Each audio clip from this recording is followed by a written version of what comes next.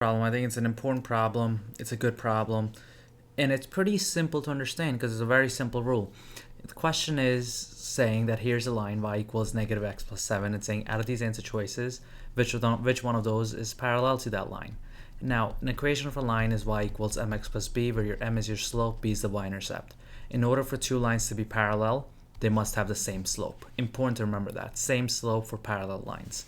Now, so the slope over here is -1 because there's a 1 there. That's just, we just don't write that, right? So it's just -1 is the slope.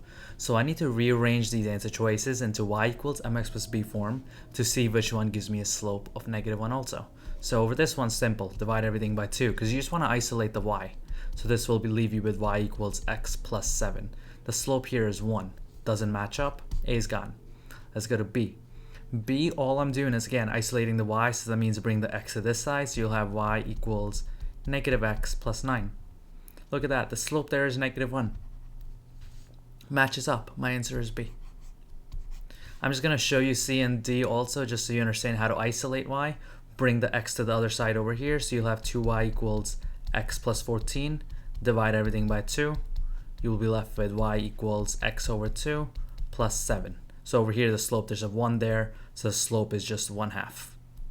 Over here now, let's see, you have 3y equals -2x plus 9. Divide everything by 3. You'll be left with y equals -2/3 x plus 3. The slope is -2 over 3.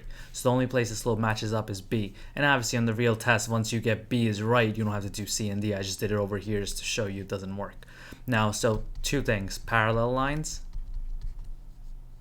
and perpendicular is the other thing that might test you on. So parallel, same slope. Perpendicular, you flip it. So flip the slope, flip, and change sign. Flip and change sign. So for example, if it was y equals 2x plus 7, the slope is 2.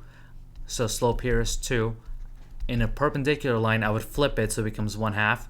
And I change the sign so it'll become negative because it's positive.